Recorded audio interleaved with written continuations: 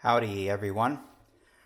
All right, so I'm assuming you just watched or have watched the time-lapse video on these seat backs, which for the most part doesn't do anybody any good other than entertainment.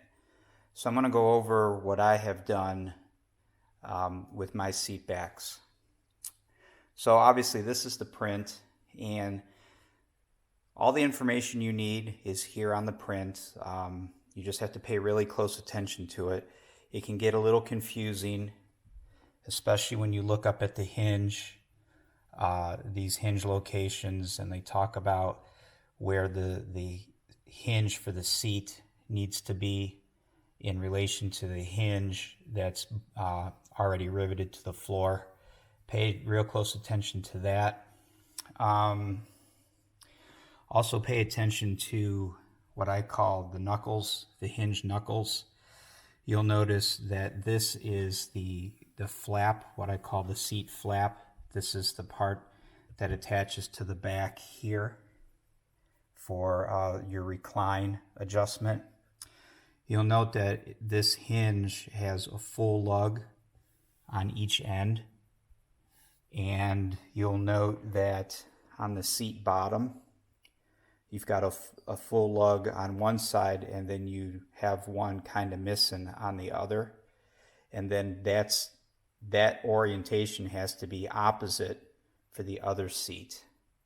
So those are the kinds of details you need to pay close attention to. They do call out rivet spacing. However, my spacing, not so much for the seat floor, but for here, the spacing for these angle pieces, these side angle pieces here, I changed this spacing just a little bit. They basically just tell you to put the rivets between the corrugated sections, so I didn't even really measure. I just kind of eyeballed where those went, and then I duplicated this onto this side. And some of these other measurements that they give, you can try them, but I didn't really use them. I didn't even really look at them, because you have this angle piece here that comes down, and then it has to overlap the hinge that runs across the bottom and this angle piece here that runs across the bottom. So when you have these pieces together, you need to maintain the edge distance on that entire corner. So you want to manipulate this hole so that you've got good edge distance on all of your pieces. And that measurement may not end up being what they depict on the plan.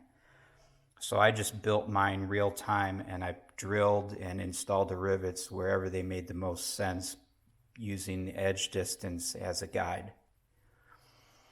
The other thing that I had done, now again, this is for my build, because I did not use this stock cross piece. This is not in my airplane, and I'm using the anti-splat seat mod. So this doesn't exist on my airplane. And what I ended up doing, this measurement here for this flap, I changed it. My flap hinge is actually way up here closer to the top, because with the seat mod, this is actually back. And if you use this same pivot location, when this seat comes all the way back, this will actually be going slightly uphill.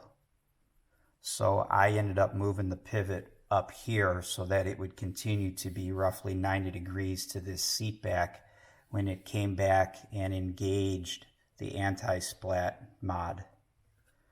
So those are the kinds of things you want to look out for. So again, pay close attention to your hinge orientation, where your lugs are oriented on the ends, especially on the seat bottom, and fit your pieces together, being aware that in the corners you're going to have edge distance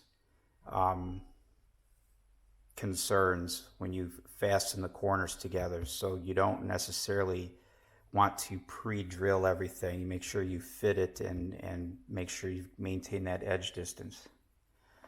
So over here at the airplane, I'll show you what the seats look like installed. And again, this is with the anti-splat seat mod in place. So you can see here roughly that these are still maintaining roughly a 90-degree angle to the seat back. As long as they run downhill, you're safe.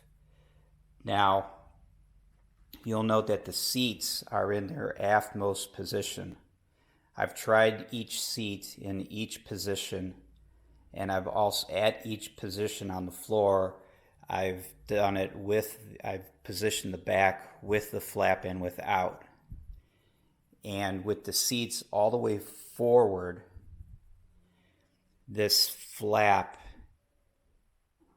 is a lot, how can I say it? It sits down a little bit lower, because as the seat bottom comes out, it makes this move at a different angle, and this comes down a little bit, but it still runs downhill into the retainer.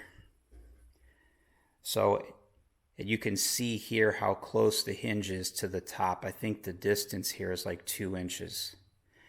Had I had this hinge, let me switch places here. Had I had this hinge in the original location, it would have been way down here. And you could see it wouldn't have engaged with the retainer. It would have been kind of going uphill. And it would be even worse if the seat bottom was all the way forward. So that's why I had changed that. But it works out really, really well. No matter where I have the seat bottom, even if I'm not using the flap, the seat rests against the cross member itself very nicely on the actual hinge. The hinge is the support, and there's no stress on the flap itself. The flap never comes in direct contact with this cross brace when the seat is pushing against it, when the flap is not being used. I'll show you real quick in this location. If I bring the flap up, the seat rests right on the cross member, and it's actually, you can't see it, but it's actually resting on the hinge itself. So there's no stress on the flap. With the seat bottom in the other two positions, I can put the flap down all the way, and it comes back, and the seat will actually, again, it rests up here on the hinge, and there's no stress on the flap. So it just happened to work out that way. I got super lucky, and I am very happy with how it's come out. So that's it for the seat backs. Oh, another thing I want to point out, pay attention to your material thicknesses, because standard practice is to put the shop head on the thinnest material. You may not like how it looks, but if you do that, you're going to have rivets facing in different directions. So you'll see here that this is the shop head here, because this skin is thinner than the angle that it attaches to. But then just below it, you'll see that they're backwards, because I wanted the hinge to be nice and flat against the skin. So I put the shop head on the hinge side so that the hinge wouldn't be wavy. I had done a couple the other way, and the hinge was bowing, so I drilled them out, flipped the rivet around, and now the hinge is nice and smooth across the skin. So that's it. So again, pay attention to your drawings closely, and pay attention to your edge distance when you do your riveting. Other than that, as always, steady as she goes, and I am going to go ahead and move on to other things. All right, thanks for stopping in, and I will talk to you later.